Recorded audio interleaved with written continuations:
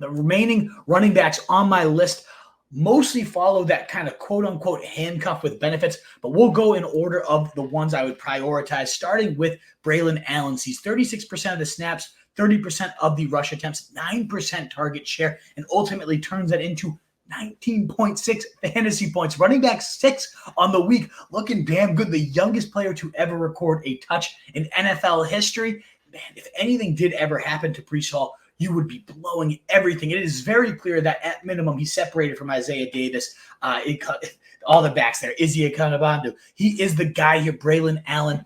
And I love everything I'm seeing from him. So unlike Pirine, those guys where it's like a 25, 30% or so bid, you could get Braelon Allen as the starter. You'd be paying literally all 100 of your dollars. Go out and get him right now. I do think he also has some upside in a matchup like the Patriots, where they should be up big. They want to get some other work for their backs. We know Nathaniel Hackett has always loved using committees. And right now, about a 40% player right now with Braelon Allen and making by far the most of his work.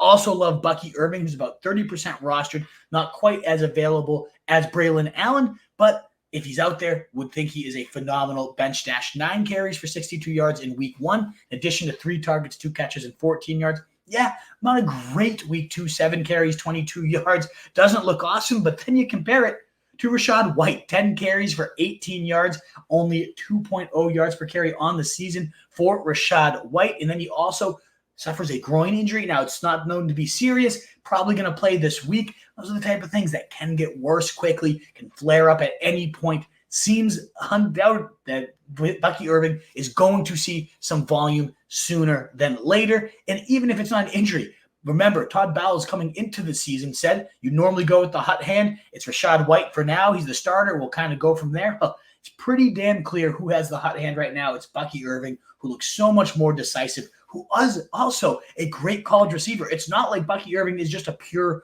own runner here. This guy led the FCBS in receptions for running backs last year with 56, caught 56 of his 58 targets, and was phenomenal as a receiver. And I get it. Ultimately, he was so slow at his small size. The RAS score is nothing. He clocked the 4th fastest mile per hour time in college football last year. He has ultimately racked up some gaudy numbers, 2,950 yards from scrimmage and 21 touchdowns his senior season, and was a deadly, deadly zone runner, which is what Liam Cohen likes to do. He led the FCBS in zone yards per carry. The guy is just a glove-like fit for it. We're already seeing it so far. It's just a three-down back in an offense that looks extremely, extremely competent at minimum and potentially explosive so far under Baker Mayfield with Liam Cohen, Godwin thriving out of the slot, Evans there. I want all the pieces I can of this, and to me, sooner than later, it's going to be Bucky's backfield, who was compared by Burt Breer to Kyron Williams, given the way he fit in this zone scheme. So I want all the Bucky Irving. I am loving him. Now, I was surprised to see out there in 75% of leagues right now is Tyler Allgeier, potentially the best handcuff out there. We know this guy as a rookie, over 1,000 yards, some of the most impressive yards after contact metrics, just a monster with the ball in his hands. And yeah, he was a complete afterthought in week 1. I get it. 18% of snaps, 14% of carries. He was out-touched 23-3 by Bijan Robinson. Looked like no handcuff with benefits, just the handcuff. But even on that, he would be well worth the ad. We then see his role get elevated to 33% of the rushes in this last week 2 on Monday Night Football. 9 carries, 53 yards, his usual efficient self. Also added a 12-yard reception and has been the best graded pass protector in his 2 seasons as a pro. The guy can do it all on every single down, and we know that this zone running scheme under Zach Robinson looking phenomenal. Bijan looks great. You could make the argument that he could be the number 1 overall pick if we were drafting today.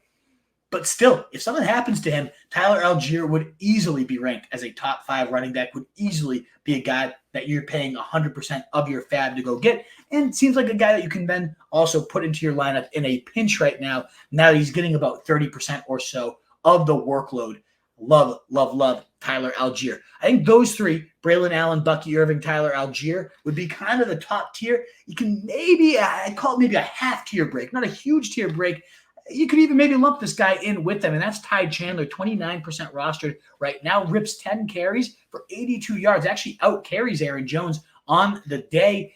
9 carries for Jones, 10 for Ty Chandler, and destroys him in terms of the yardage with, again, those 82 yards compared to just 32 for Aaron Jones. Now, we did see 25% target share go to Aaron Jones to 0% for Ty Chandler, but it's not like he's an incapable receiver. We've seen him has a true 3-down skill set, looking really, really just nifty, nimble, explosive on a 25-yarder in the fourth quarter as they're kind of salting that lead. They know they're running the ball, and he still went up and gashed through a strong front seven for the 49ers. So you got another one of those nice contingent-based bets that also has a little bit of standalone value should you be desperate to plug somebody in here.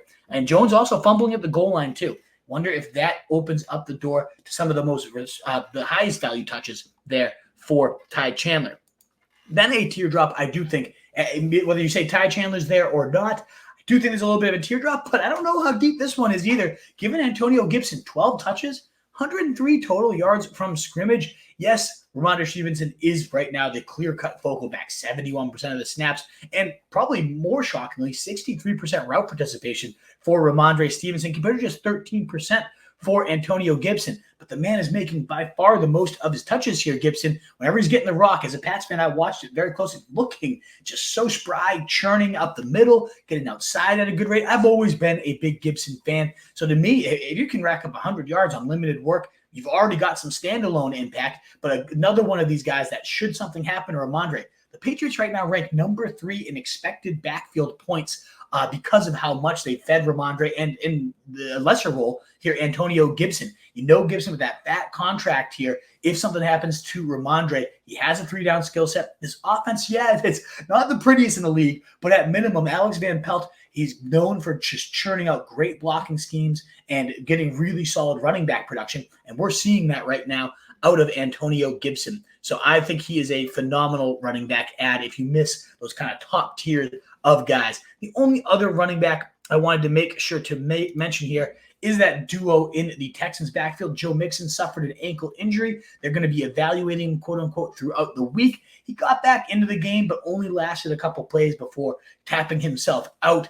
We don't know quite yet the severity of it. It does seem like something that might only be a 1 to 2 week issue, but we know how explosive this offense is, and anybody getting meaningful value. You might assume it's Dameon Pierce. He was entering the season as the number 2 guy. Yet Cam Akers, he really earned his way on his team despite tearing that Achilles in November. 7 carries, 53 yards, 3 catches for 19 yards in his last preseason game. And you look at the ultimate preseason numbers. Pierce had 8 carries for 9 yards, and we had Cam Akers rack up 112 yards on 24 carries. It's preseason stats. I get it. We don't want to overreact to these, but that's really the only sample we have behind Joe Mixon, and Akers was far and away the better back, the better zone runner. Pierce has never been a good fit in this Bobby Slowick offense. So ultimately, I think if I had to lean to one, if we do get some rumblings that Joe Mixon's going to miss a game, I kind of like going to Cam Akers here is the play I would go to. What is up, you fantasy wolf? Thanks so much for tuning in. If you haven't already, share your thoughts in the comments, check out some more videos, and join the newest Wolfpack by subscribing below.